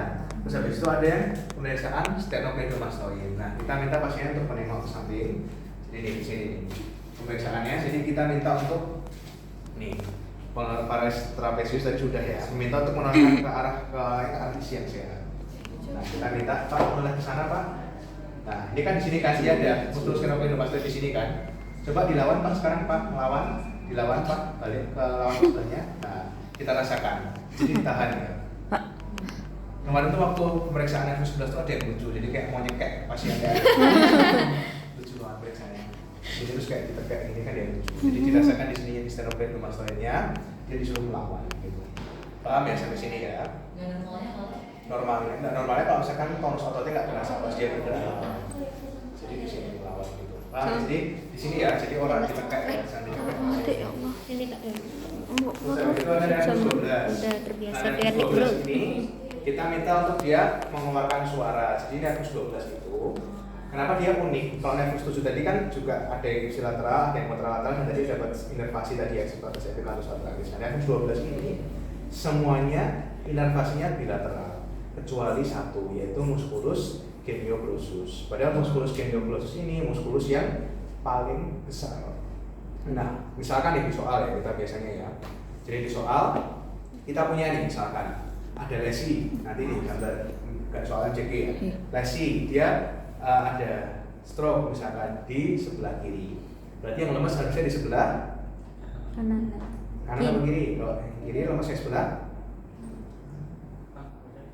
Yang lemes yang sebelah mana? Mana sih? Di kiri.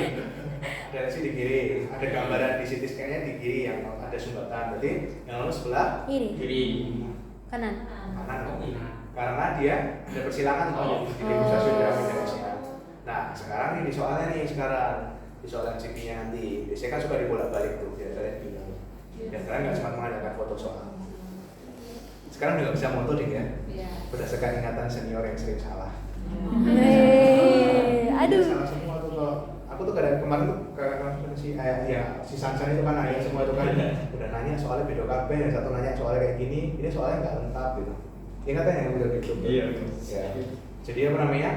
ini sampai di nervus 12 ya. Jadi misalkan tadi yang lurus di kiri, terus dia yang berarti ada lesi di kiri yang lurus yang sebelah kanan. Nah semuanya tadi di nervasi bilateral kecuali genioglossus yang paling besar. Kalau misalkan dia dijulurkan, tidaknya suruh melet. Nah berarti kalau tadi lesinya di kiri, dia akan miring ke sisi yang apa? Sisi yang sakit. Sisi yang sakit kenapa? Karena dia ada kontraksi. Jadi otomatis dengan kontraksi ini yang sehat akan mendorong yang sakit. Nah makanya ketika dijulurkan akan miring ke sisi yang sakit. Tapi ketika di dalam dia akan, benar ini sangat kompleks dengan orang ini. Kalau misalkan dia di dalam tidak dijulurkan, dia akan miring ke sisi yang sehat karena tidak ada kontraksinya. Itu ya. Jadi akan sering dibolak-balik di situ di soal itu. Lihat ya. Udah nervus 12 kok terakhir udah. Gebraknya masih ada stop. Jadi apa nervus sekarang udah ada di Musang juga ya kemarin. Ada tahu tek sama apa? Tahu tek ada. Oh, ada tahu tek juga ya. Ya tetap itulah ayam bakar sama jus yang tidak tergantikan. Yang pas gantung Mbak Sati gitu loh. Tahu ya? Aduh. Sampai sekarang masih manggil Mas. Masih. Masih kan. Nah, itu ya jadi pemeriksaannya gitu ya. Nah, pemeriksaan ini kalau tadi afasia, ini namanya dysarthria. Kalau misalkan nggak bisa, jadi gejalanya belok. Nah, caranya itu ada 3 dysarthria itu. Ada yang lingual, palatal, sama labial. Jadi lingual itu kita minta dia untuk bicara mama. Itu berarti dia lingual ya, lingual. Jadi apa namanya? Labial. Jadi dia mama papa. Ini nervus berapa? 7 orbicularis oris ya. Terus habis itu kita minta untuk bilang Labia. Lingual. Kan tidak tahu Nah, ini dia minta untuk berarti dia di lingual di nervus 12. Ada lagi satu lagi yang palatal. Ketawa. Dia berarti nervus 9-10 kayak gitu. Nah, nervus 12 ini dia diminta untuk coba Pak, bedanya ditempelkan di sini ya, terus habis itu kita tekan, bisa nggak dilawan, oke. Satu lagi Pak, nah terus habis itu sudah. Nah, itu kekuatannya. Terus habis itu hampir sama kayak nervus 7 tadi ya, nervus 7 kan diminta menghubungkan tadi. Terus dia diminta untuk mengulangi, coba Pak, ular merah melingkar di pagar. Ular merah melingkar di pagar. Ya. Nah, Cadel. ini dia apa namanya? Bisa dia atau tidak dari situ. Udah. Ular merah. Itu nervus 12-nya udah. Udah selesai. Ular merah Ya, melingkar. pas Soalnya kalau tangguh 15 menit, tangguh 15 menit. Kalau enggak kan dia nggak bisa. Itu nanti waktu OSCE 7 menit itu harus yang 7 menit enggak, asal 7 menit itu cuma ditembak. cases. Ditembak nanti. Lakukan pemeriksaan. Nervus 5, refleks patologis, terus apa Babinski. Kalau kita yang kejang-kejang. Ini yang 15 menit nanti, yang 15 menit ada kasusnya. Iya, cases. Ini integrasi. Ya jangan dilakukan semua, dilakukan yang kira-kira menurut kalian bisa untuk menunjang diagnosisnya. Kalau responsi besok berarti juga tergantung pernikahan aja. Responsi besok. Ini yang besok itu. Resolusi besok materinya fungsi luhur Fungsi sama luhur, krania. saraf otak, koordinasi dan perlukasinya. Udah tuh, udah diajarin semua tuh tadi.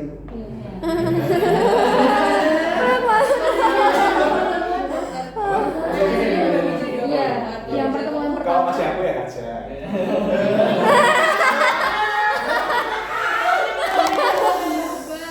Yang pertemuan pertama fungsi luhur sama kranial, yang selanjutnya koordinasi sama Nanti sama itu ya. Kalau misalkan aku yang ngajar nanti gampang. Tapi kalau udah bukan aku yang Jangan ngajar, kayak kemarin. itu. Ada yang mau tanya lagi nggak? Sorry. Alhamdulillah Udah ya. sudah. Lengkap ya, udah dilakukan semua ya pemeriksaannya ya. Pas 15 menit. Dan kenapa tuh? yang